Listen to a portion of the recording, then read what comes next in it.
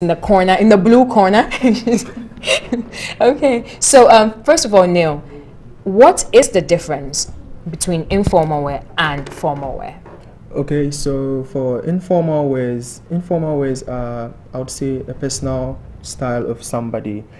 Formal wear, I would say, is more or less like a white tie kind of suit and a really dapper suit for a lady, which we don't use at work, for example. It's usually for a lot of traditional festives like weddings and all of that kind. But for informal, you can wear that to work. It depends on your ethics that's going on at work.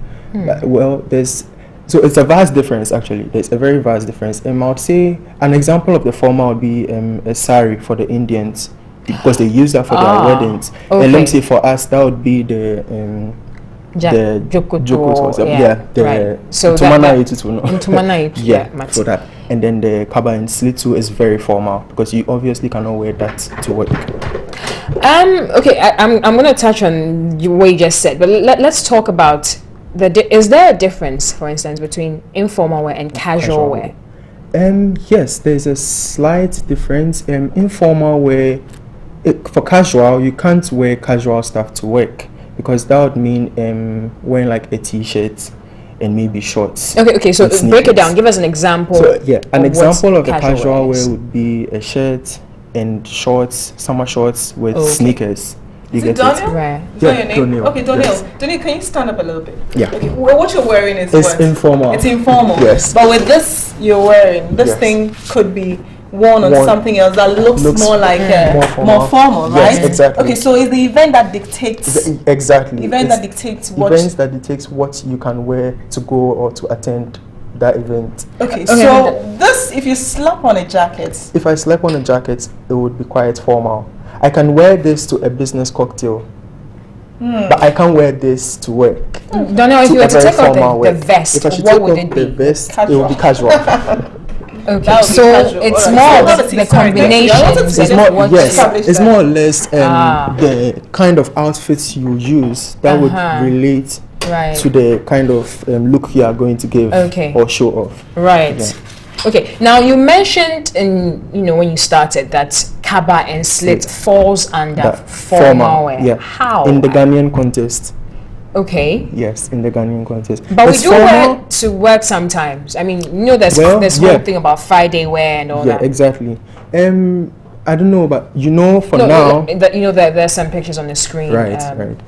Yeah. So this is informal. This is informal also. Okay. This could be formal. It has some cuts at the back and some cuts in front, so it will make it look quite informal for work. Okay. You can't show off too much for work. For example, what you are wearing is very formal. Okay. And this with this showing? It's not showing too much. It doesn't have a V. If it had a V, that would be showing too much to make it informal. But if it's a round neck or a square like yours, then can we pause on this picture? Yeah. It's not a line. It's just like it's a cape. It's straight. All right. So then I'll consider this formal. Because it looks very formal. I had a feeling there were cuts. There were openings in it. So this would be informal. This would be informal. So where would she be able to take this? She'll be able to take this, like I said, for a business cocktail. Okay. And she can wear it to work too, not on a Monday, obviously, because we always consider Mondays very formal. For you as a fashion designer, right? Because when you talk about the fact that kaba is formal in the Ghanaian context. So culturally, there are things that may not necessarily be formal or informal, but because of if you contextualize it in our culture, it makes it formal or informal, because you can wear kaba, but depending on how it's sewn, exactly, it can be right. So do you, as a designer, do you put that in your mind when you're designing for somebody? Well, yes, sometimes some people want dictated by European standard. Sometimes people want to use just the kaba with maybe pants or with a skirt. So that I would consider informal. But if it's with the kaba and the slit, that I would consider very formal in Ghanaian context. Did you see the picture of the president that made rounds? He went to, I think, France, and he was wearing a really nice jacket, and it was blue or navy blue. Yes, But then he had jeans on for the it. event, and people criticized him for that.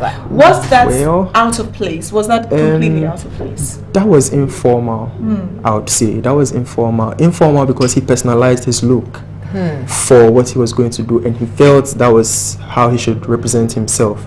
So if he wanted to be very formal, I presume he would have gone for a political suit. Or he could have worn the same pants as the jacket. Yeah, exactly. Oh, I see. Oh, I see. Okay, so when it comes to color combinations regarding informal wear, what would be ideal?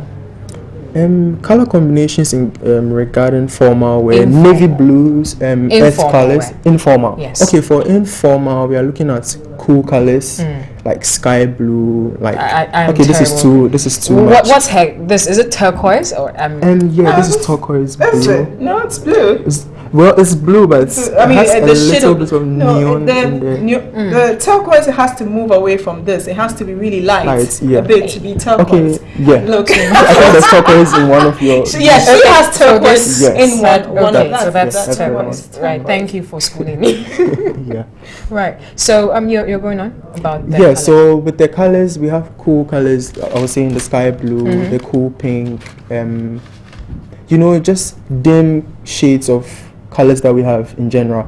And for the formal, we are considering navy blues, we are considering earth colors like brown, dark red hues and all of that. So that would be the difference. Speaking of heels or shoes, what would cut as something to wear for, say, an informal with an informal ensemble?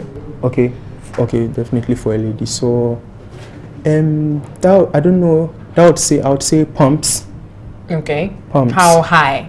For informal, I don't think there would be let's say below 5 inches.